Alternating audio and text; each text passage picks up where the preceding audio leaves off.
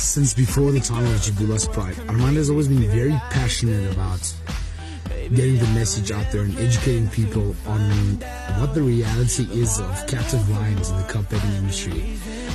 While we're here with your beautiful lions, let's take a moment and just take a look at what are you trying to conserve here? What are your goals with the conservation and what you're doing here? At this stage it's simple but stupid. I try and buy every lion that I can.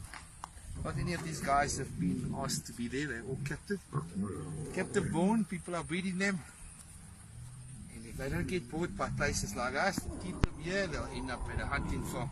That's why we don't do interactions with public as well, because cubs are bred to be touched, and once they get 6 months old you can't really touch them anymore, so then they get sold to whoever buys them, and that's where the problem comes in. That's where that hero with a rifle shoots a lion. It's been raised with a milk bottle, and it's happening, guys, every single day all around us. So yeah, the minute guys, to interact with these animals is an amazing experience. But it's absolutely thrilling. I'm like shaking from a joy. Tell me what they do with the cubs after they've been touched, and tell me what's happening to them. If they can come up with a solution there, anytime. Because I mean, guys, look at this. So this is obviously my very first time that I'm even in the cage with lions. So I am exhilarated beyond belief. This is truly an amazing experience, and I have to agree with Armand. You know, breeding something just for the sake of having people touch it, and then it ends up being killed. It's cowards. It's a coward market. You know, that's not hunting, guys. Hunting is a good thing. A lot of animals would have been extinct if it wasn't for the hunting, and financially it's a big impact in the country. But it's not hunters that does things like that. I'm sorry. Try to convince me. So we were talking. A day or two back, we were talking about boning as well. So how about you tell people a bit more about boning and how they work with the Chinese market and how this works as well? Guys, we're all against the bone trade. Look, our lions are getting slaughtered here. The rate at the moment is $1,500 a year that's legally allowed to be euthanized for their bones.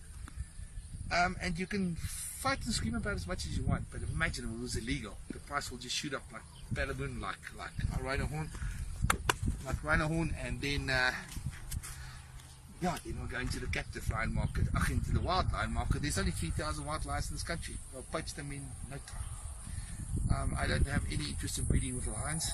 I have a lot of lions, but I'll never sterilize them, because in 5 years time, guys, there's not going to be lions left. Everybody knows about Cecil the lion. He's been shot. Sad story, we had a name. There's 1,311 lions hunted in Northwest this year, and all legal, and nobody knows anything about their names. Same story with Chapula, who exposed Andre Stein's bone farm. Nothing's happened about that. It's legal. It's legal. Now, and the Chinese are stupid enough to buy our bones as tiger bones. Yeah, so anyway, guys, let's talk about good things. So you see, guys, that was the only bad thing that we were going to talk about, but I feel it was a necessary thing to talk about. You cannot do conservation without making people aware. So, Armand, thank you for sharing that. It's valuable info.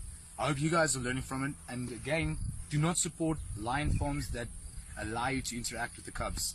The end goal is not worth it. No, you only have space for so many lions. You have to get new cubs to be touched. So you can't touch a Rottweiler when you're a child. So at 6 months old, the lion's heavier than a Rottweiler. Why do you want to touch it? You know? I agree. Plus, a cub sleeps 20 hours a day. He needs to sleep. Now people are lifting it up and picking it up and taking photos. And come on, guys.